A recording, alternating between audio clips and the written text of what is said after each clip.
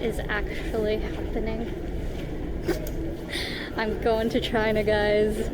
It was a process, to say the least, to get my visa back in Bangkok 2 months ago. Initially, I thought I had to be in Canada to be able to get it, because usually they like you to apply from your home country. But luckily, I was able to get it, and today, from Colombo, Sri Lanka, I am flying to Guangzhou. So we have a lot to go over. A lot has been happening, but I have about an hour until my flight leaves, so I want to pop into the lounge to get some breakfast.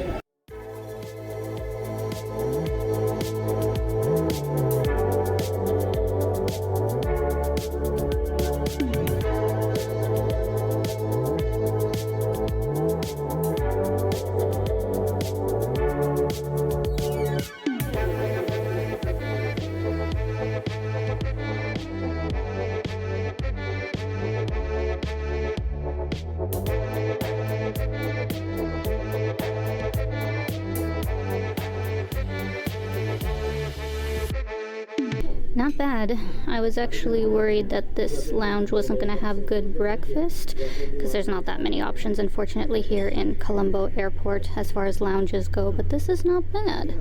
Seats are fairly comfy. I love that it's not busy. So many lounges nowadays are just absolutely packed, and the food looks pretty good.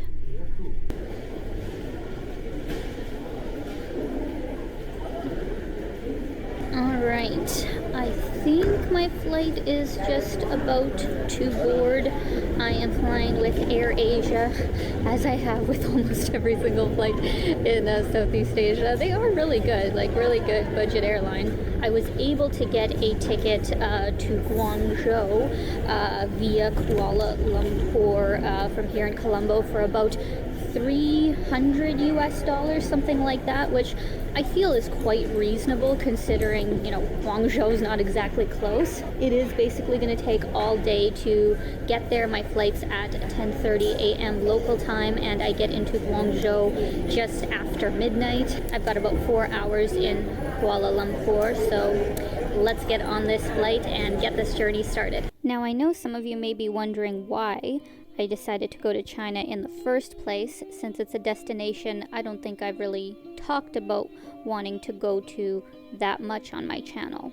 If I'm being completely honest, it was a sort of intuitive nudge initially, where just 3 months ago I felt like I kept having signs come up in my everyday life in terms of traveling to China, and I came across some places that I never had seen before or heard about that really piqued my interest. And lastly, because China is a sort of controversial destination for some people anyway, and before being able to comment on it fully, I felt like I had to actually make a visit myself and see what it was like. As someone who has traveled quite a lot, I definitely see a dissonance between the kind of news that we are fed about certain places and what the actual reality of a place is, and of course it goes both ways.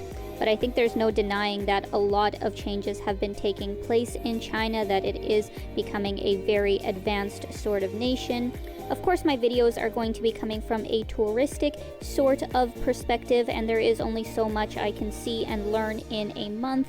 But since most people in the West have never been to China, and there's actually not that much content online about traveling there, I thought that I would be the guinea pig for you guys. So as most travelers do, the very first thing I have to do when I arrive at a new terminal is I have to make sure my gate exists. I have to make sure I know where it is, because we did get in a little bit later than I was expecting. I was supposed to have a 4-hour layover here in Kuala Lumpur, but it's going to be more like 3. Perfectly fine. Gives me more than enough time to get a very late lunch and wander around the airport. But yeah, we are in Terminal 2, and I think that is the one that I prefer, because one time in Kuala Lumpur I had a super bad experience where there was like nothing in the area that I was in, and then I had a really good experience where there was plenty of stuff, and so far from the looks of it, it looks like there's a lot here.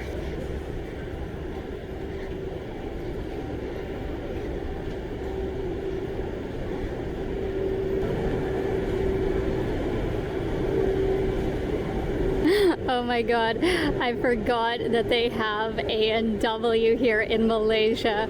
I was so confused when I was here last year, and okay, correct me if I'm wrong, I thought A&W was Canadian originally, wasn't it? But then it says all American food. Maybe it's a US company that bought it.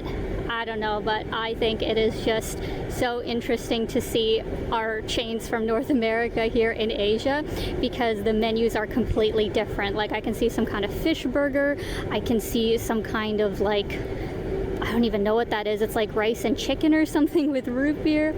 Super interesting. But yeah, just over here is the closest lounge to my gate, the Travel Club Lounge. There is actually some really nice looking ones, but they're landside, so I'd have to like literally go out of the security part of the airport, which in my mind isn't worth it. So the ones that are airside, this one looked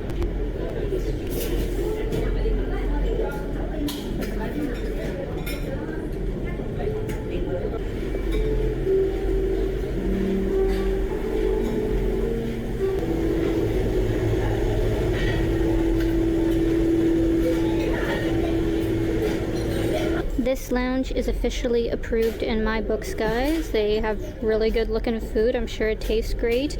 Good selection of drinks, comfortable seating, really nice staff. Would highly recommend.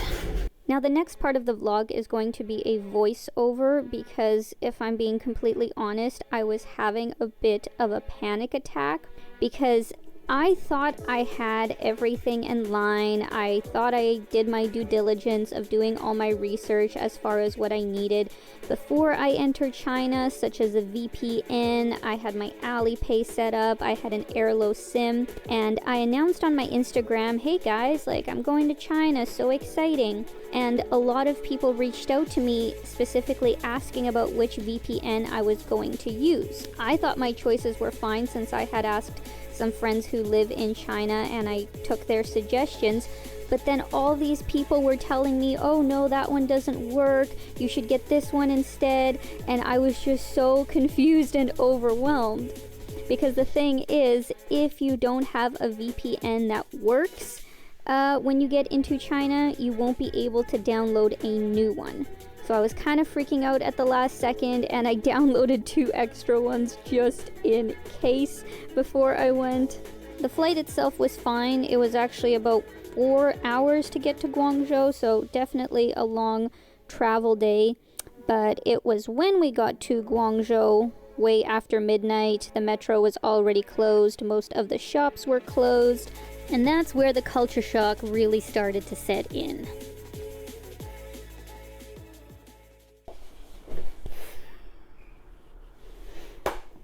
Are you guys ready for a story time? Because oh my god.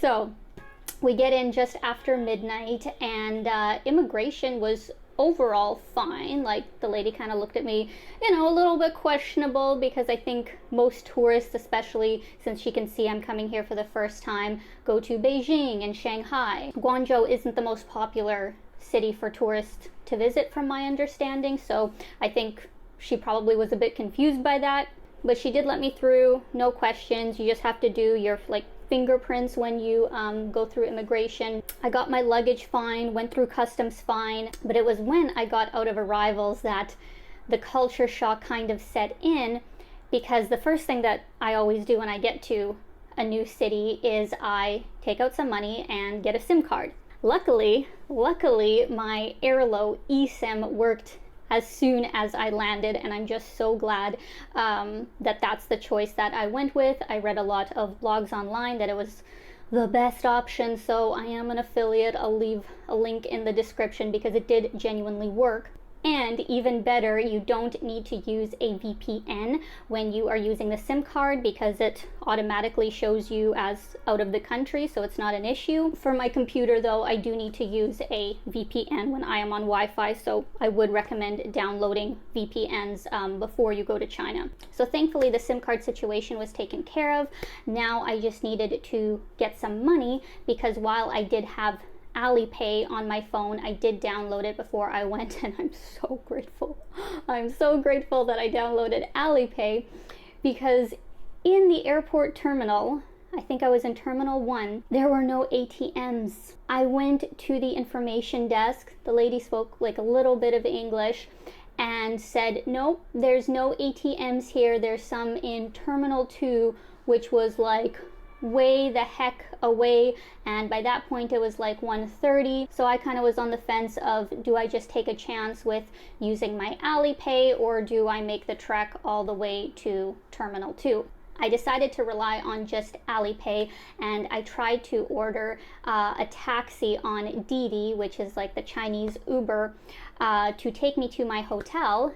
But unfortunately, the name of my hotel, since it's not a major hotel, but a great hotel, I actually would really recommend where I decided to stay. The name of my hotel and putting in the address in English did not work whatsoever in the Didi app. I even tried to put in things closer to me, but it just wasn't working. I don't know, maybe I was doing something wrong, but Didi wasn't working for me. So my second option was to take a regular taxi, which I knew I could pay with Alipay for that. But once again, I was then taking a chance that, what if Alipay doesn't work? I really have no way to pay for my taxi ride because they don't take international credit cards from my understanding, and I don't have any local currency. I tried to get local currency when I was in Sri Lanka in the airport, but nobody had yuan, so it is what it is. But I just went for it. I just hoped for the best. I got a taxi. I showed the driver the address from my trip.com app that had the address in Mandarin because taxi driver did not speak English, but it was fine. But anyways, he got me here, and thank goodness, Alipay worked. Really make sure you set that up before you get here, because having been here now a whole day, I do know that that is what is accepted everywhere. Like Alipay and WeChat, which unfortunately can only be activated with a Chinese credit card. Those are the main payment methods here in China. So my Alipay worked. I get out of the taxi. I see the name of my hotel like on top of the building, and I knew it was like on the 7th or 8th floor where the lobby is, but I don't know how to get in the building. Like walking around the building, there's a whole bunch of different entrances, and none of them say the name of the hotel or like this is where you go. And so I'm circling this building, trying some of the doors because some are locked, some are not, and it's like 2:30 by this point, and there's this one lone guy that's like kind of, you know, sitting there watching me make a fool out of myself. And finally he comes up to me, doesn't speak English, but you know, I can tell he's asking me, where do you need to go? And so I point up and I'm like, this hotel. And thankfully he understood right away. He took me to the back of the building. You enter through the back, I guess, and yeah, go up on the 7th floor. That's where the lobby was. Thankfully they also took Alipay to pay for my stay here. And yeah, I made it to Guangzhou, and honestly, I have to give myself a pat on the back because it was only because of all my research and pre-planning before I came to China that this whole arrival actually worked out. Like, it would have been a disaster if, number one, I didn't have a eSIM, because also here in Guangzhou, I didn't see any counters, or at least they weren't open at like 1 a.m. that I could have gotten a local SIM card at, so I would have had no service whatsoever. And then number two, no ATMs, or at least I'd have to, you know, go all the way to Terminal 2 to go get my money. So at least I was able to pay for everything with Alipay. And then third, almost most important, is make sure you have all of the addresses of wherever you want to go, especially your hotel, written in Mandarin, because if it is in English, there is a chance they won't really be able to understand where it is you want to go. And also just a tip, when you are walking around the city, and this goes for anywhere in the world, it's a good idea to have a physical business card, or at least the address written down in the local language of the place that you're staying at. Because what happens if your phone doesn't work? What happens if your battery dies and you can't, you know, show a taxi driver where it is you want to go or access any of your other data? You need to have it written down. So that was my very dramatic, but in a way kind of streamlined arrival to Guangzhou, it's interesting because it is a very modern place, and from first impressions, like I'm in the Tianhe business district, everything is just so nice, so clean, so new. The technology here kind of reminds me of the level in Japan. So it is really streamlined, but there's a learning curve of how it all works. And I'll be honest, most things are not that English friendly. I think it's going to be a process, it's going to be a learning curve to figure out how things work here, but I'm excited because I haven't really been to a country that has given me a challenge to this level to really learn about how things work. And yeah, I feel like, you know, a fish out of water. So I hope things will, you know, improve, and I will learn so much on this trip. I'm really excited to take you guys along. So I hope you found this initial arrival to China helpful if you are thinking of coming here. And yeah, welcome to Guangzhou. I'm very excited to be here, and my next video will be taking you guys around the city and giving you my first impressions. As always, I'm sending you guys so much love. I hope you're having a fantastic day, and keep being your own kind of beautiful. Bye guys.